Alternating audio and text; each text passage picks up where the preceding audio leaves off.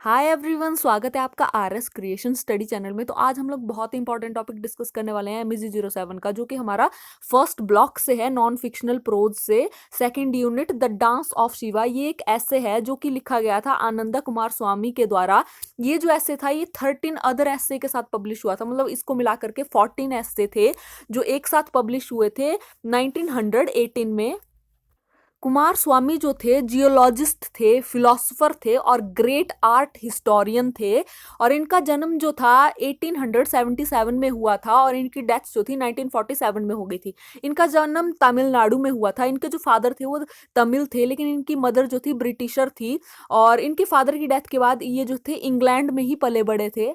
तो इस ऐसे में जो हमारे राइटर हैं वो यहाँ पर एंशियंट हिंदू फिलॉसफी को बताने की कोशिश कर रहे हैं, और इसका वे ऑफ लाइफ क्या है उसको बताने की कोशिश कर रहे हैं। और किसकी हेल्प से कर रहे हैं? जो कि लॉर्ड शिवा की 3 डांस फॉर्म की हेल्प से कर रहे हैं, जो कि लॉर्ड शिवा की स्पेशली जो नटराज वाली डांस फॉर्म है। क्योंकि ये एक आर्ट हिस्टोरियन थे, इसलिए इनको जो थे ये जो थे अपने आर्ट स्किल के माध्यम से लॉर्ड शिवा के डांस को डिस्क्राइब करने की कोशिश कर रहे हैं। उसको डिस्क्राइब किया है इस ऐसे में बहुत अच्छे से उन्होंने। और यहाँ पर जो डीप मीनिंग है ना एंशियंट ट्रेडिशन का हमारे, और जो हमारे होल ट्रेडिशन को यहाँ पर रिवील करने की कोशिश की है, बताने की कोशिश की है कि ये जो मूर्ति है, ये जो इमेज है, इसके इसके सहारे डिस्क्राइब करने की कोशिश करी हुई है। और इस इमेज की जो इम्पोर्टेंस है वो बताई हुई है, तो हम आगे वही देखेंगे। तो पहले देख लेते हैं कौन सी 3 डांस फॉर्म बताई हुई है यहाँ पर। तो जो पहली डांस फॉर्म बताई हुई है वो है the evening dance at Kailash, जो कैलाश के ऊपर डांस किया था। सेकंड है तांडव, जो हम सब जानते हैं शिव जी की बहुत ज़्यादा फेमस डांस फॉर्म है। और थर्ड है नदानता डांस एट चिदम्बरम। तो ये जो है नटराज डांस भी हम इसको बोल सकते हैं, जो नटराज की मुद्रा है। तो ये होगी हमारी। तो हम जो है नटराज डांस के बारे में बात करेंगे, इस इमेज के बारे में बात करेंगे इस ऐसे में।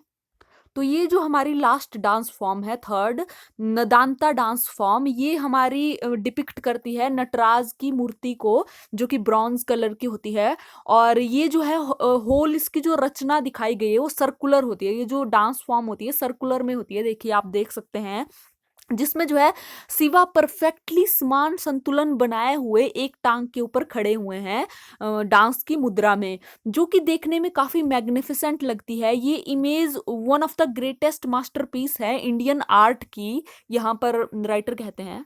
और ये जो इमेज है ये हमें दिखाती है cosmic act of creation. Cosmic होता है जो बहुत बड़ा या फिर बहुत विराट होता है, तो उस क्रिएशन को मतलब क्रिएट करने की प्रक्रिया को दिखाती है। ये जो इमेज है ये हमें 5 एक्टिविटीज दिखाती है शिवा की, जिसमें फर्स्ट है क्रिएशन, सेकंड है प्रिजर्वेशन, थर्ड है डिस्ट्रक्शन, और फोर्थ है वेलिंग, और फिफ्थ है रिलीज।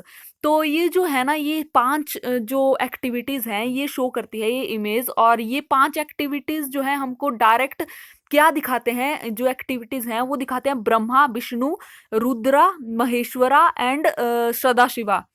तो ये जो 5 एक्टिविटीज है ना ये पूरी तरह से मतलब इन 5 गॉड्स को रिप्रेजेंट करती हैं। ये जो डांस फॉर्म है ये एक ही डांस फॉर्म में सबके सब दिख जाते हैं।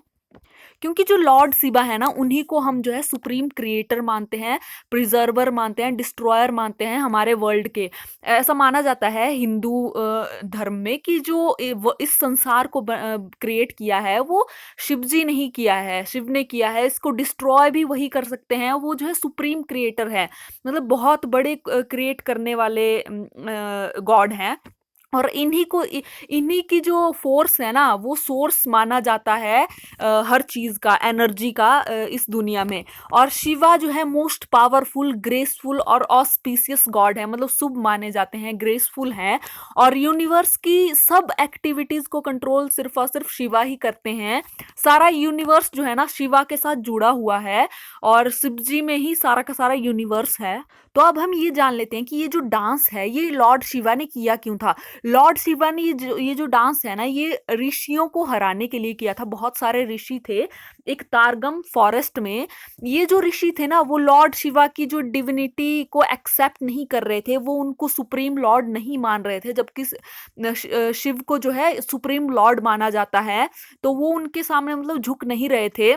तो ऋषियों ने इवन शिवा को डिस्ट्रॉय करने की कोशिश भी की थी, उनको तबाह करने की, उनको खत्म करने की कोशिश की थी, हराने की कोशिश की थी। लेकिन तब शिवा ने जो था उनको बहुत बुरी तरह से हराया था और सबक सिखाया था। तो तब जो है शिवा ने ये डांस किया था, इसको जो है नटराज फॉर्म में ये वाला डांस किया था। तो ये जो डांस फॉर्म है, तब ये डांस फॉर्म जो है क्रिएट हुई थी। तो ये जो शिवा है ना, इनको पशुपति भी बोला जाता है। ये जो है एनिमल को कंट्रोल कर सकते हैं, एनिमल की एनर्जी को कंट्रोल कर सकते हैं। चाहे वो खतरनाक से खतरनाक टाइगर हो, चाहे वो जहर वाला सांप हो, वो हर तरह के एनिमल्स को जो है कंट्रोल कर सकते हैं अपनी पावर से। तो राइटर यहाँ पर कहते हैं कि ये जो इमेज है ना, ये रिप्रेजेंट करती है whole philosophy of Hindu way of life. मतलब हिंदू वे की जो पुरानी फिलॉसफी है, हमारा ट्रेडिशन है, उसको रिप्रेजेंट करती है ये जो ये इमेज है लॉर्ड शिवा की। और लॉर्ड शिवा जो है वो क्रिएटर हैं और हम सब इसके पार्ट हैं, उनके पार्ट हैं, उनके कॉस्मिक प्ले के। कॉस्मिक प्ले मतलब लॉर्ड शिवा का एक, ये जो पूरा वर्ल्ड है ना, ये एक तरह से बोलते हैं ना संसार एक रंगमंच है। तो उसी तरह से ये जो है ये सारा का सारा कॉस्मिक प्ले चल रहा है और ये बहुत बड़ा और बहुत महत्वपूर्ण प्ले है और हम सब इसके पार्ट हैं। वो जो कभी भी इससे और लॉर्ड शिवा जो है ना कभी भी इसको क्रिएट कर सकते हैं, डिस्ट्रॉय कर सकते हैं इनकी अपनी इच्छा के अनुसार। इवन इनका अपना मूड होगा तो वो क्रिएट करेंगे, इनका अपनी इच्छा होगी तो ये डिस्ट्रॉय भी कर देंगे। इवन जो लॉर्ड शिवा है ना, उन्हीं को कहा जाता है गिवर और डिस्ट्रॉयर ऑफ लाइफ। जो हमें जीवन दान मिला होता है ना, उसका देने वाले और उसको लेने वाले भी लॉर्ड शिवा ही हैं। तो शिवा को जो है यहाँ पर ग्रेट ग्रेट डांसर और ग्रेट एक्टर कहा है राइटर ने। तो जो शिव ही है ना, वो ही मैटर और एनर्जी है, उन्हीं को मैटर और एनर्जी माना गया है। शिव और शक्ति उन्हीं को एक्टिव माना गया है, वही पैसिव है, वही मेल है, वही फीमेल है। और जो शिवा है वही नटराज, जो इनकी जो नटराज की इमेज है वो पूरे यूनिवर्स को सिंबलाइज करती है, पूरा संसार इनमें मर्ज है। और शिवा जो है वो इनोसेंट लोगों का उद्धार करते हैं, उनकी हेल्प करते हैं और इविल लोगों का और इविल चीजों को डिस्ट्रॉय करते हैं।